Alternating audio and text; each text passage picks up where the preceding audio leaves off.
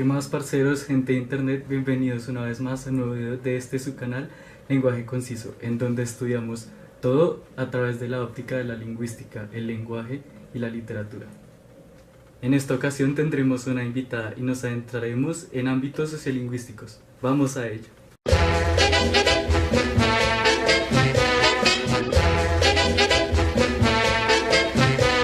La sociolingüística es un campo de estudio en donde todos esos fenómenos que se dan en el lenguaje empiezan a ser abordados desde una óptica social. Entonces, en la sociolingüística, a diferencia que en la lingüística pura, la lengua adquiere un correlato social. La lengua no es ajena y está sola por sí misma, es sujeta a los cambios y a todas las dinámicas propias de las sociedades humanas. Es decir, que cuando estudiamos al lenguaje desde la sociolingüística, estamos frente a un diasistema, en el cual la sociolingüística es esa materia que comprende la parte social y la parte lingüística. La parte social abarca ciertos factores que son propios de la sociedad, como la edad y el género. Y en la parte lingüística son factores internos propios de la lengua, como dinámicas fonológicas, morfológicas, etc. Bueno, gente de internet, ya que la variabilidad es inherentemente a la lengua, si uno observa, la lengua siempre va a estar modificándose dependiendo del contexto, ya sea temporal o espacial.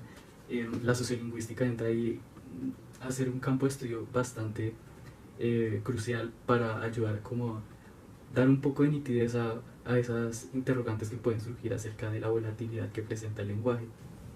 Por eso es que hoy tenemos a nuestra invitada. Nos va a ayudar mucho a dilucidar un poco las ideas que tenemos en este canal para hacer como un estudio sobre algo que tenga que ver con la sociolingüística, a ver cómo nos va, cómo habla la gente en Bogotá. Queremos saber un poco más de eso y hacer un estudio que sea plausible para nosotros mismos.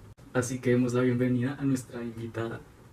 Hola, muy buenas tardes, me presento, me llamo María José Valencia y vengo aquí a colaborar en el canal Lenguaje Conciso. Bueno, Majo, entonces espera, te pongo un poco en contexto. Estamos teniendo una charla sobre las definiciones de sociolingüística. ¿Tienes algo que aportar? Mira que la sociolingüística también estudia la lengua en su contexto social. ¿Cómo lo hace? Mirando cómo la sociedad puede llegar a modificar la lengua. Para esto lo que hace es mirar distintos factores sociales, como la edad, el sexo, la profesión, el nivel sociocultural, el nivel de instrucción y la etnia.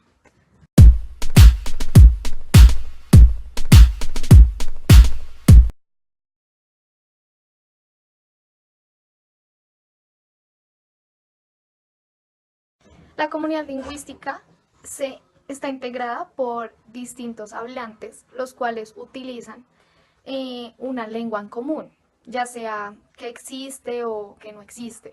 Esto quiere decir que utilizan un mismo repertorio verbal.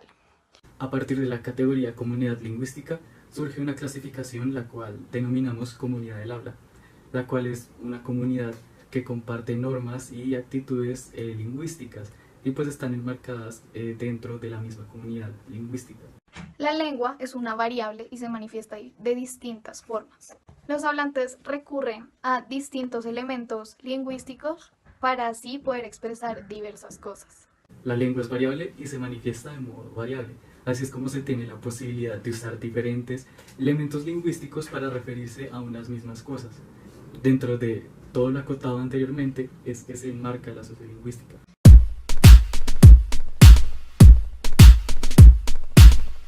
Cris, ¿qué te parece si evaluamos las expresiones de las personas con variables tales como la edad, el sexo y el lugar de residencia? Claro que sí, Majo, me parece una excelente idea. Los diferentes grupos etarios usan frases diferentes para referirse a lo mismo. ¿Qué tal si planteamos una hipótesis? Exacto, podemos evaluar las expresiones que pensemos que pueden tener distintas respuestas, como cómo va a saludar al vendedor de una tienda. Yo creo que la hipótesis podría ser, en la comunidad del habla de Bogotá en la década del 2010, el grupo etario que más variación semántica va a tener con respecto a los demás va a ser el caracterizado por el de los jóvenes y los adultos jóvenes.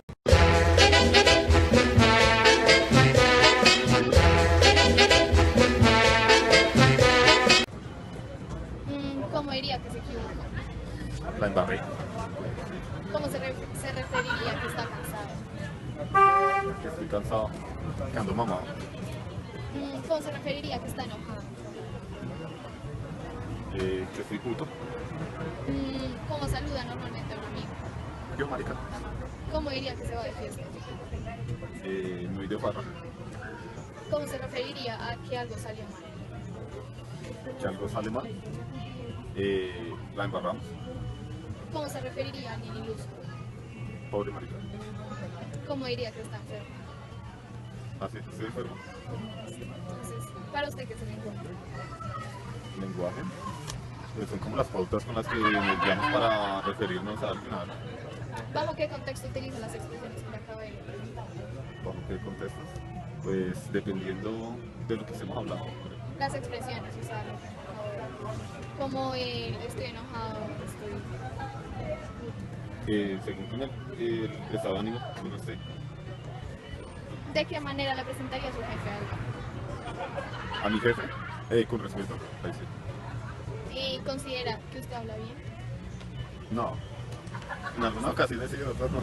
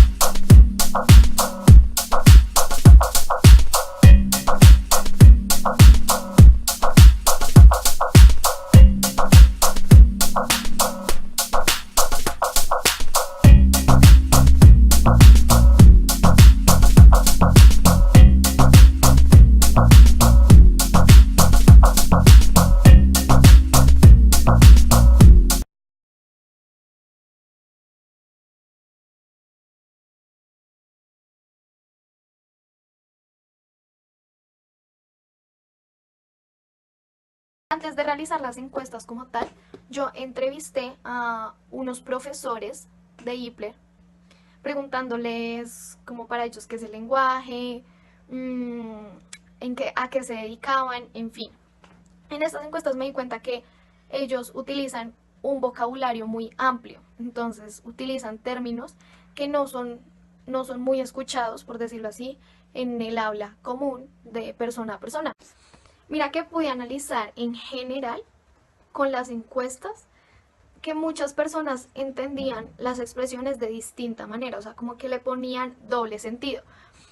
Por ejemplo, con la pregunta, ¿cómo diría que algo salió mal?